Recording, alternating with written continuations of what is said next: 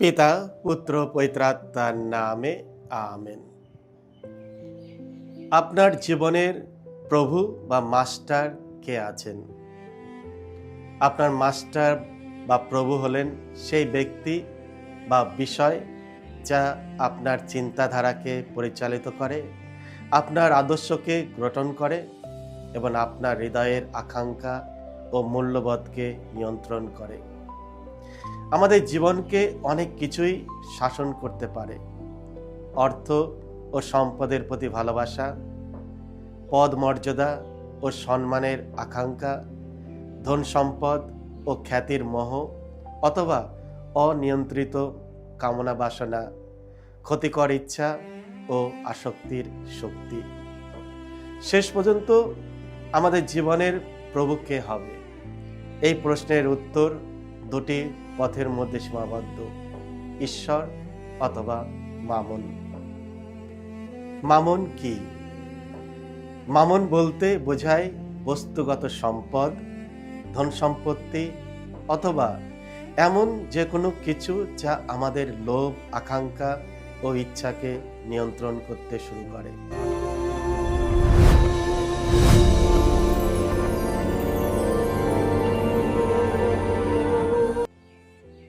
খ্রিস্ট আমার পরম প্রিয়জনেরা, আজ জুন মাসের 20 তারিখ, সাধারণকালের একাদশ সপ্তাহ, শনিবার। আর আজকের ডেলি মান্না ঈশ্বরের বাণী প্রতিদিন নেওয়া হয়েছে সাধু মতি রচিত মঙ্গল সমাচার থেকে 6 অধ্যায় 24 থেকে 38 পদ। এসো আমরা ভক্তিভাবে আজকের বাণীটি শুনি। যিশু একদিন তার শিষ্যদের বললেন, কেউ কখনো একই সঙ্গে দুই মনিবের সেবা করতে পারে না। হয় সে একজনকে ঘৃণা করবে আর অন্যজনকে ভালোবাসবে, না হয় সে একজনের একান্ত অনুগত হবে আর অন্যজনকে উপেক্ষার চোখেই দেখবে। ঈশ্বর ও আত্মসম্পদ, এই দুইয়ের সেবা তোমরা একসঙ্গে করতে পারো না। তাই আমি তোমাদের বলছি, কি খেয়ে প্রাণ বাঁচবে বা কি পরে শরীরটা ঢেকে রাখবে তা নিয়ে চিন্তিত হয়েও না। খাবারের চেয়ে প্রাণটা কি বেশি মূল্যবান নয়? জামা কাপড়ের চেয়ে শরীরটা কি বেশি মূল্যবান নয়?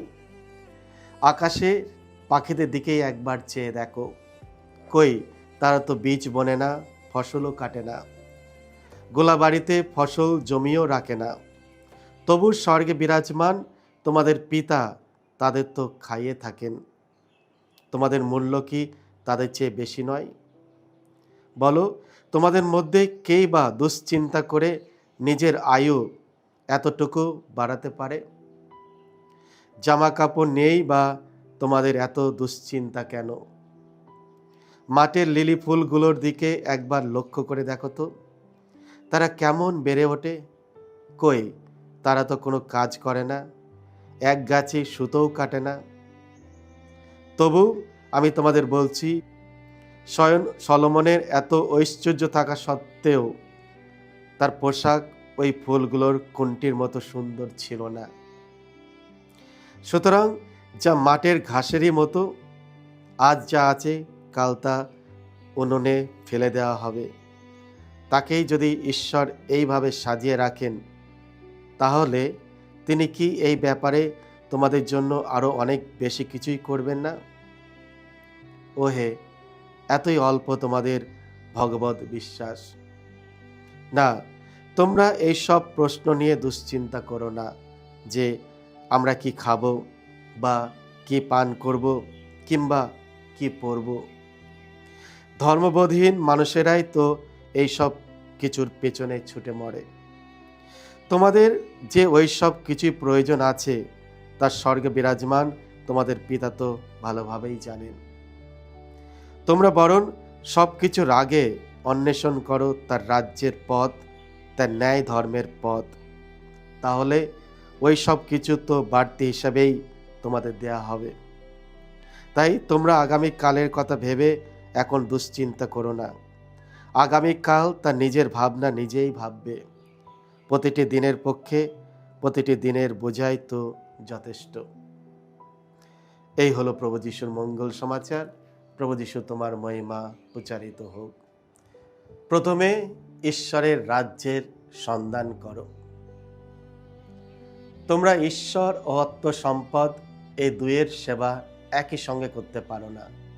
তাই সব কিছুর আগে অন্বেষণ করো তার রাজ্যের পথ, তার ন্যায় ধর্মের পথ।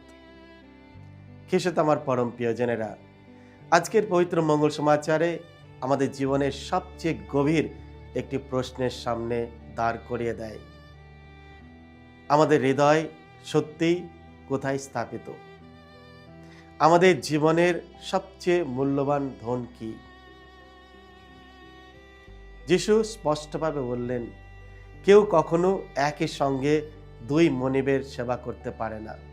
তোমরা ঈশ্বর এবং অর্থ সম্পদের সেবা করতে পারো না। যিশু এই কথা বলছে না যে অর্থ সম্পদ বা আমাদের দৈনন্দিন প্রয়োজনীয় জিনিস খারাপ। জীবনযাপনের জন্য এগুলির প্রয়োজন আছে, কিন্তু সমস্যা তখন শুরু হয় যখন এগুলো আমাদের প্রভু হয়ে যায়, যখন এগুলো আমাদের চিন্তা, আমাদের সিদ্ধান্ত, আমাদের আকাঙ্ক্ষাকে নিয়ন্ত্রণ করতে শুরু করে। যখন সম্পদ জীবনের কেন্দ্র হয়ে ওঠে, তখন ঈশ্বর ধীরে ধীরে জীবনের প্রান্তে চলে যায়। আজকের প্রথম পাঠ আমাদের মানুষের দুর্বলতা এবং ঈশ্বরের অনুগ্রহের ওপর নির্ভর করার প্রয়োজনীয়তার কথা মনে করিয়ে দেয়। মানুষ প্রায় নিজেদের শক্তি, সাফল্য ও সম্পদের মধ্যে নিরাপত্তা খোঁজে, কিন্তু যিশু শেখান যে প্রকৃত নিরাপত্তা পাওয়া যায় স্বর্গীয় পিতার ভালোবাসার কাছ থেকে। বিভক্ত হৃদয়ের বিপদ।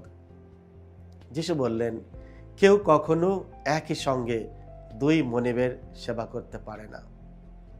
একজন দাস একই সঙ্গে দুই প্রভুর প্রতি সম্পূর্ণ বিশ্বস্ত থাকতে পারে না। তেমনি আমাদের হৃদয়ও ঈশ্বরের হতে পারে না যদি তা পার্থিব আসক্তির দ্বারা নিয়ন্ত্রিত হয়। অনেক সময় আমরা বলি আমরা ঈশ্বরের ওপর বিশ্বাস করি, কিন্তু আমাদের উদ্বেগ প্রকাশ করে আমরা আসলে কাকে বিশ্বাস করি। আমরা ভবিষ্যৎ নিয়ে, সাফল্য নিয়ে, মানুষ আমাদের কি ভাববে তা নিয়ে, অথবা আমাদের প্রয়োজন নিয়ে চিন্তিত হয়ে পড়ি। আজ যিশু কোমলভাবে আমাদের জিজ্ঞাসা করছেন, তোমরা কি বিশ্বাস করো যে তোমাদের স্বর্গীয় পিতা তোমাদের প্রয়োজন জানেন?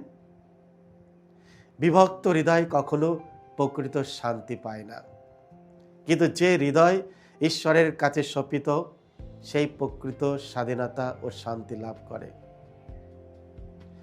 চিন্তিত হয়েও না, পিতা তোমাদের যত্ন নেন।